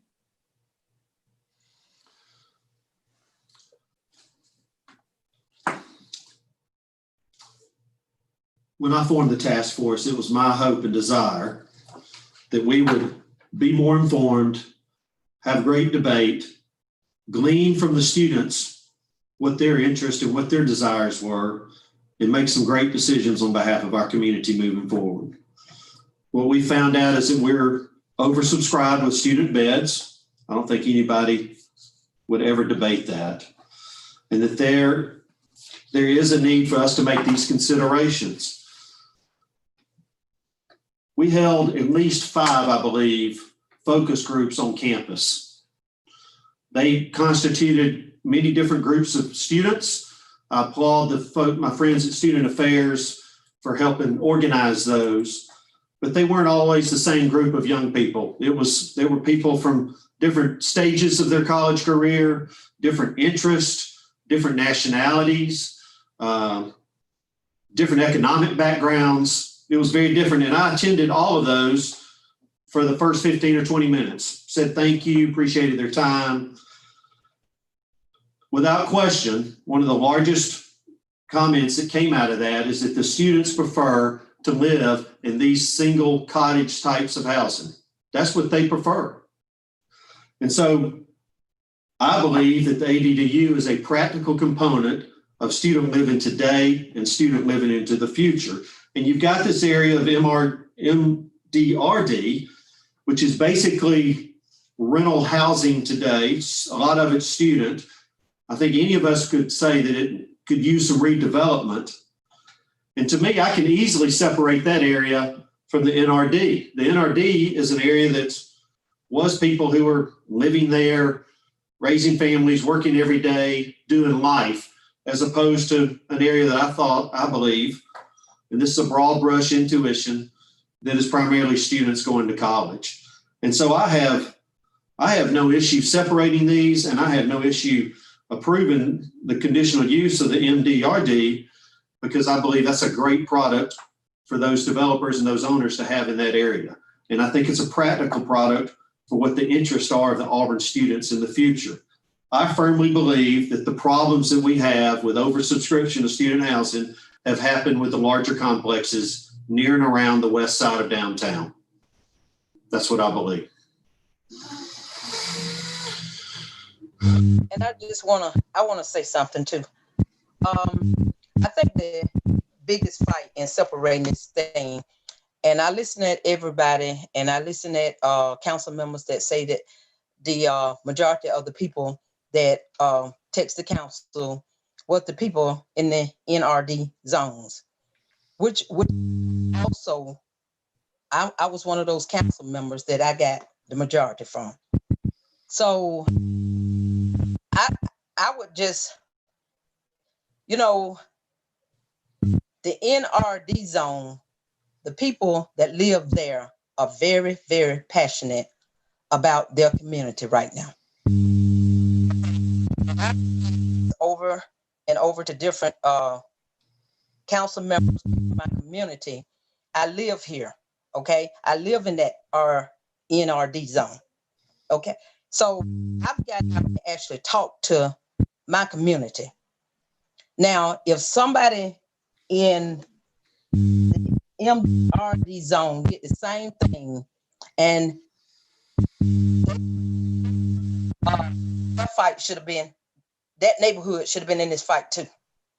So that's the reason why I don't have a real problem with separating them out, because the concerns actually came from, on my part, and most of you council said the same thing, is most of the came from the NRD. I got nobody that called me, or, and I don't know if Brett did or not. I think that's his zone, that's his area. But in the NRD, they had a big problem with it. And so, and these people, my community is who put me on this council. So I have to agree with them, but not only that, I live in the RD zone.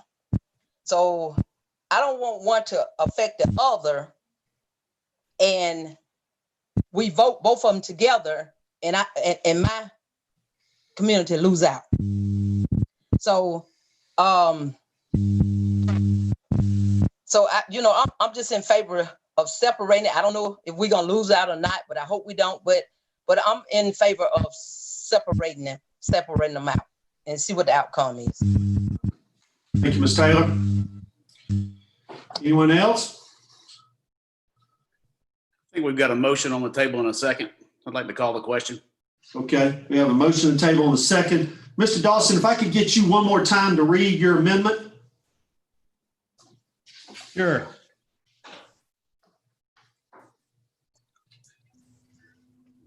I move to amend the question by striking medium density residential district, MDRD, from the consideration. Therefore, the motion under consideration would read: modify table 4-1, table of permitted uses, academic detached dwelling units, to no longer permit academic detached dwelling units in neighborhood redevelopment district, NRD. Okay. Point of order. I don't believe you can just vote based on someone calling the question. I believe you need a vote to call the question. So in debate. Is that correct, Jim? Okay. So you need a motion to call the question? Is that correct? Right. So Jay called the question, so we need a second on that? Okay. Second. All right, we have a motion and a second to call the question, which would end debate. Just all in favor? All in favor, please say aye. Aye. Aye. Any opposed? Okay. All right. Thank you for the clarification, Mr. Griswold. Thank you, Tommy, for reading that. So now you're voting on that. So now we'll be voting. Does everybody understand what they're voting on now? Voting on the amendment. Voting on the amendment. And I thought we were voting to amend first, and then we're going to vote on the amendment. Yes. I'm sorry. You got it. Yeah. Voting to amend. Okay. Yeah, we're voting to amend the amendment, voting to amend. Yes. Okay. Valerie, roll call, please. Dixon, Yes. Griswold, No. Hovey, Yes, ma'am. Parsons, No. Smith, Yes, ma'am. Taylor,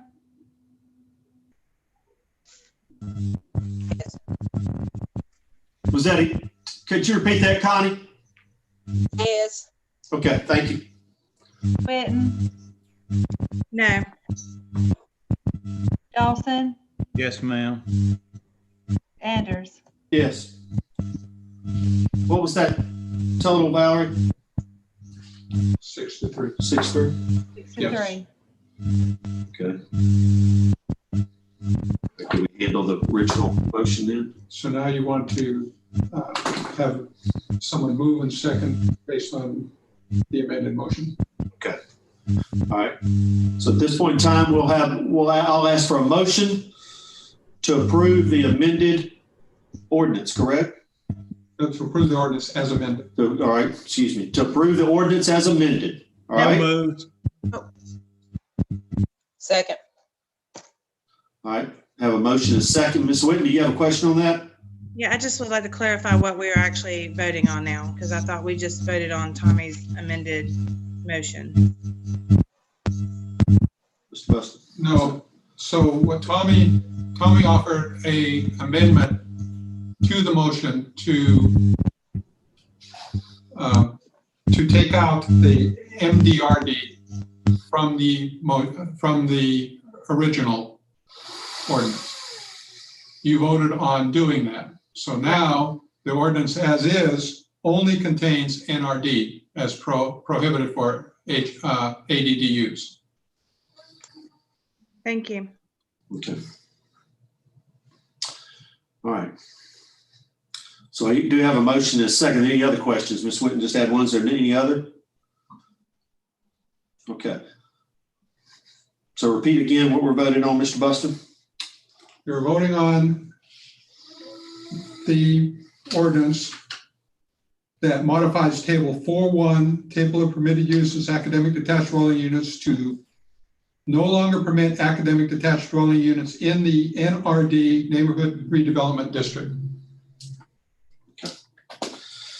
Okay, we have a motion and a second on that. Valerie, roll call. So a yes means we want to vote to prohibit them in NRD. Is that correct? Yes. Okay, thank you. Any other questions? Okay, go ahead, Valerie. Dixon, Yes. Griswold, Yes. Hovey, No, ma'am. Parsons, Yes. Smith,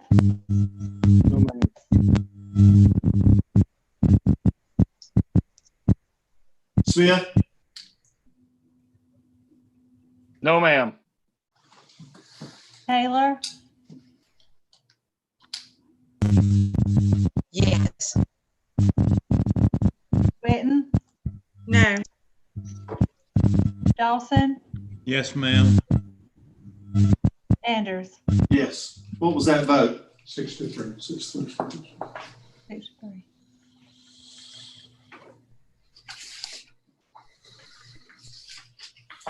Okay, Mr. Buston, item 9C.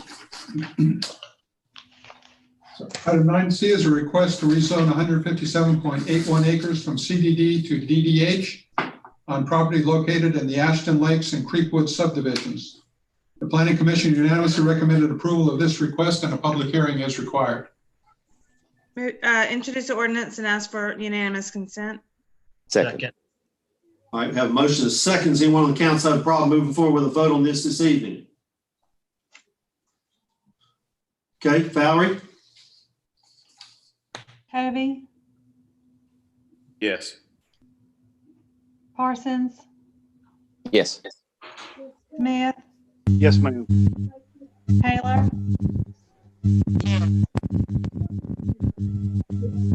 Yes.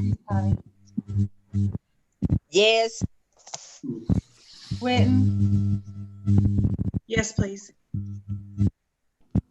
Dawson, Yes, ma'am. Dixon, Yes. Griswold, Yes, ma'am. Anders. Yes. This time we'll open the public hearing. If there's anyone who'd like to address the city council regarding this, please raise your hand. And if we call on you, please give your name and address for the record. Okay. Nick Hayes. Nick Hayes. Yes, Nicholas Hayes, 333 Brookside Drive. I am, this is by Zoom, and you all just voted on individual property rights. And I'm not sure that anyone outside of you guys, and I'm not sure all of you, really understand what exactly just happened. He's not speaking on this issue. Yeah. Mr. Hayes, right now we have a public hearing regarding the Ashton Lakes item 9C is what we're talking about right now.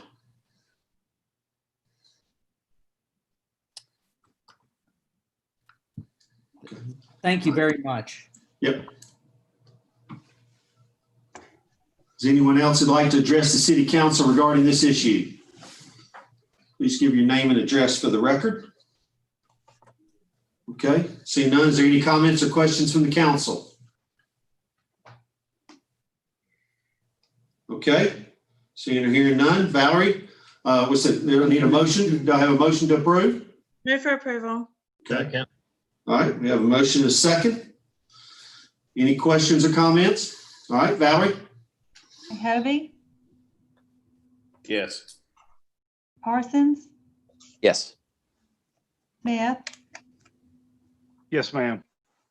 Taylor, Yes.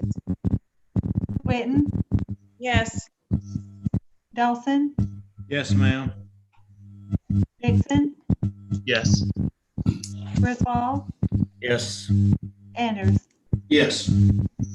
Item 9D1 is David Slocum requesting to rezone 2.2 acres from rural to CDD on property located on the west side of North College Street and south of Saugahatchee Creek. The Planning Commission unanimously recommended approval of this item, and a public hearing is required. I'll introduce the ordinance and ask for unanimous consent. Second. I have a motion and a second. Does anyone on the council have a problem moving forward with a vote on this evening? Hearing none. Valerie? Parsons, Yes. Smith, Yes, ma'am. Taylor, Taylor, Yes. Witten, Yes. Dawson, Yes, ma'am. Dixon, Yes. Griswold, Yes. Hovey, Yes, ma'am. Anders. Yes. At this time, we'll open the public hearing. If there's anyone who'd like to address the city council, please give your name and address for the record and raise your hand. And seeing and hearing no one, is there anyone on the council that has a question or a comment? Okay. Hearing no one, is there a move to approve? So moved. To approve. All right, we have a motion and a second. Valerie? Parsons, Sorry. Yes. Yes. Smith, Yes, ma'am. Taylor, Yes. Witten, Yes. Dawson, Yes, ma'am. Dixon, Yes. Griswold, Yes, ma'am. Hovey, Yes, ma'am. Anders. Yes. Item 9D2 is Real quick, but before we move on, we're approaching about 2 hours into this meeting. I was just wondering if we could just take maybe a 2-minute break. My eyes are really kind of starting to bother me, and I just need to take just a brief moment. Okay. Is that It's 8:48. We'll adjourn. Is 3 minutes good enough? You don't want to adjourn. You don't want to adjourn, just take a break? Just take a break. Okay. Do we need another motion to do that? Never done this before. Okay. We'll take a 3-minute break, Stephen. Thank you.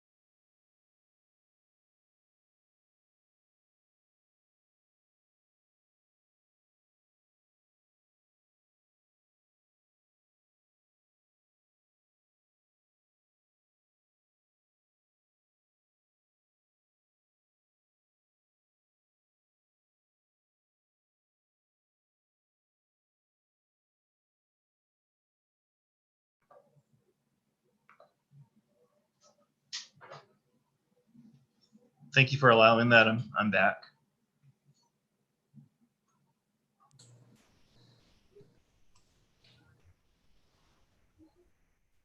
Everybody ready to go? Okay. Here. Okay. We have item 92 is David Slocum requesting to rezone 154.3 acres from rural to DDH on property located on the west side of North College Street and south of Sagahatchee Creek. The Planning Commission unanimously recommended approval of this request and a public hearing is required.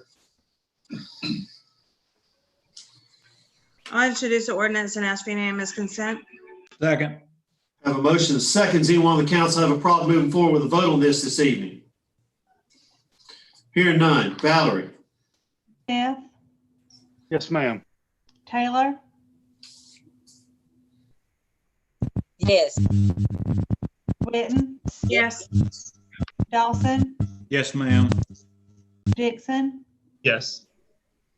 Griswold, Yes, ma'am. Hovey, Yes, ma'am. Parsons, Yes. Anders. Yes.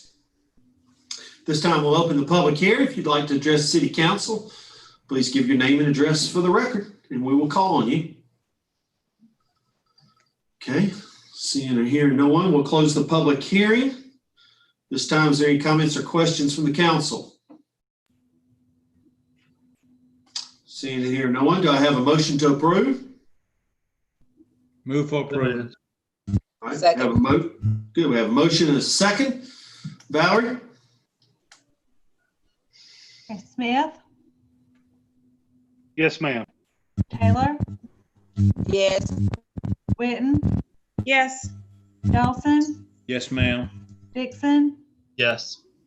Griswold, Yes, ma'am. Hovey, Yes, ma'am. Parsons, Yes. Anders. Yes. Item 93 is David Slocum requesting to apply the PDD designation to 156.5 acres on the property located on the west side of North College Street and south of Sagahatchee Creek. The Planning Commission unanimously recommended approval. A public hearing is required. I'll introduce the ordinance and ask for unanimous consent. Second. I have a motion and a second. Does anyone on the council have a problem moving forward with a vote on this evening? Hearing none. Valerie? Taylor, Yes. Witten, Yes. Yes. Dawson, Yes, ma'am. Dixon, Yes. Griswold, Yes, ma'am. Hovey, Yes, ma'am. Parsons, Yes. Smith, Yes, ma'am. Anders. Yes. This time we'll open the public hearing. If you'd like to address the council, please give your name and address for the record. Raise your hand on the Zoom application. Seeing no one, we'll close the public hearing. See questions or comments from the council? I have one question, please. Sure. On the property master plan, the map, it shows a dotted line saying proposed property line. Is that just the property line between the development and the floodplain? Is that what that is intended to be? Or what does it mean by proposed property line on that map? Right, it's sort of located in the middle of the map. Forrest, you want to take that one? Yes, sir. I believe that's that's essentially just to divide what they're calling their open space, which is essentially all that floodplain area from the actual developable property to the south. Okay, and the dotted line is trails or paths or something? That's correct. They're intending to use this as a put-in for the Sagahatchee Creek Blue Way Greenway. There's actually a proposed restroom facility up by the creek. Right, got it. Okay, thank you. All right, any other questions from the council? Okay, do I have a move to approve? So moved. Second. Have a motion and a second. Valerie, roll call? Taylor, Yes. Witten, Yes. Dawson, Yes, ma'am. Dixon,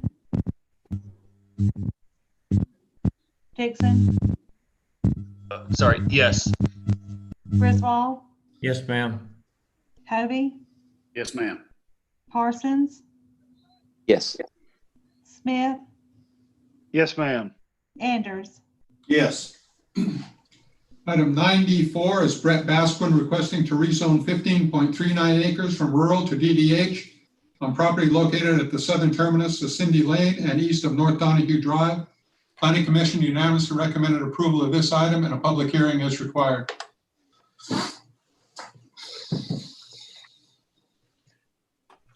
I'll introduce. Unanimous consent.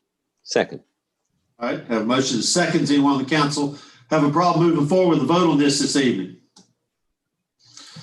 Okay, hearing none. Valerie? Witten, Yes. Dawson, Yes, ma'am. Dixon, Yes. Griswold, Yes. Hovey, Yes, ma'am. Parsons, Yes. Smith, Yes, ma'am. Taylor, Yes. and Anders. You say Anders? I'll say yes. Okay. All right. This time we'll open the public hearing. If you'd like to address the council, please give your name and address for the record. Seeing and hearing from no one, we'll close the public hearing. Any questions from the council? If there are questions, do I have a motion to approve? So Move moved. for approval. I have a motion and a second. Valerie, the roll call? Okay, Witten, Yes. Dawson, Yes, ma'am. Dixon, Yes. Griswold, Yes, ma'am. Hovey, Yes, ma'am. Parsons, Yes. Smith, Yes, ma'am. Taylor, Yes. Anders. Yes. Under resolutions this evening, we have item 10A1 is John Stam requesting conditional use approval for a general merchandise store on property located at 129 North College Street. Planning Commission unanimously recommended approval of this item and a public hearing is required. Move for approval. Second. Have a motion and a second. This time we'll open the public hearing. If you'd like to address the city council, please give your name and address for the record. Seeing no one, we'll close the public hearing. Does anyone on the council have any questions or comments?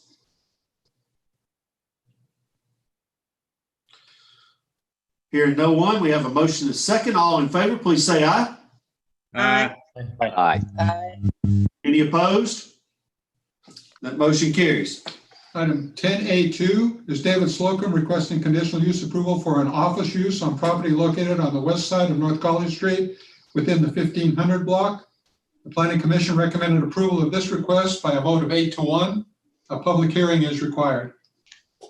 Move for approval. Second. We have a motion and a second. At this time, we'll open the public hearing. If you'd like to address city council, please give your name and address for the record. And please raise your hand.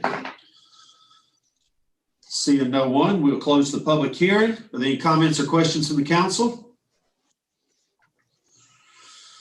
Just to be clear, this is conditional use only for another 75-foot structure. Is that correct? Well, this is conditional use for the use, which, oh, this is an office use. Yeah. Right, this one is the office use. This is on the Gibson property, North It's on the College. Gibson property on North College, above East University Drive. I'm ahead of myself, sorry. Okay. All right. Any other questions regarding this? Okay. Got a motion second. All in favor, please say aye. Aye. Aye. Aye. Aye. Any opposed? Motion carries.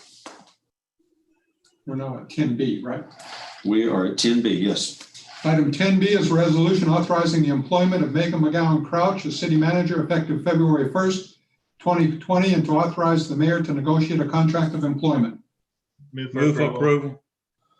Have a motion and a second. Any comments or questions? Yes, Mr. Mayor. Sure. As I pointed out in our working group, my experience with the Military Office of Personnel Management specifically precludes pre-selection of a candidate without announcement or competitive interviewing. But as a result of that working group, this council has chosen to take that approach. And so that being the case, I would like to say that I heartily endorse the promotion or employment of Megan McGowan Crouch as our next city manager. Any other comments or questions from the council? I'd also like to say, I think that the conversation during the work session was about the process more than the candidate. I don't even think it, reflected the candidate. It was just the process. But since I agree with Kelly, the outcome, we can't worry about our outcome maybe later down the road or whatever. So I strongly, because I've had a pretty good relationship with Megan, and I strongly recommend Megan for the position of city manager. Thank you, Ms. Taylor. Anyone else? Okay, I have a motion and a second. All in favor, please say aye. Aye. Aye. Any opposed? That motion carries. Those are all the items we have on the agenda this evening. Okay. At this time, we'll open the citizens open forum. If you'd like to address the city council on anything, you may do that at this time. Please give your name and address for the record, and you will have 3 minutes. This is a 3-minute opportunity to speak to the council. Just raise your hand if you would, if you're interested in talking. All right. Nick Hayes. Yes, I apologized earlier for I asking the question at the inappropriate time, but it's okay. First off, and this shouldn't count against my 3 minutes, but please explain exactly. I know ADDU was banned in NRD, and then in MDRD what happened, and then in UNW what happened. MDRD ADDUs are conditional. They stayed the same. They stayed the same. Nothing changed with those. And UNW? Was tabled for 2 weeks. Okay. Well, first off, I want to say that I'm sure it was an honest mistake, but Bob completely misrepresented the findings of the task force, which Mayor Anders and some others pointed out, as Bob completely misrepresents the narrative of ADDUs and how the task force addressed them. The task force determined that we had an oversupply and recommended a moratorium only on the UNW area and the 7-story buildings with the 225 per acre density. I repeat, the Student Housing Task Force only recommended a moratorium on the purpose-built student housing in the UNW area. As it applies to ADDUs, the Student Housing Task Force determined that they were the most attractive, the most popular, the most in demand, and the lowest supply. So the Student Housing Task Force actually determined that we needed more ADDUs, not less. I was there, Bob was not. Jay was there, Bob was not. Tommy was there, Bob was not. Bob and Kelly have a political goal, which I understand. We just happen to disagree. But that was a total and complete misrepresentation. Ron, I couldn't disagree with you more that, that area over in Canton was an area where families were being displaced and that it was a happy community which students poured in on. Those properties which ADDUs now occupy were all properties that those property owners willingly sold at ever increasing values And until this city and this council and this mayor started changing the zoning over there, those folks, their property values have dropped precipitously. I might add, those folks are primarily minority people who now have property worth less money. You promote this stuff as though you're trying to protect the minority community, but all you're doing is taking money away from them. That is all you're doing. You are making their property worth less money. 3 minutes is up, Mr. Hayes. Thank you. Anyone else like to speak? Citizens Open Forum. You have 3 minutes. Just raise your hand, please. Okay. Seeing no one, do we have a move to adjourn? So moved. Okay. We are adjourned. Thank you for your time. Thank you.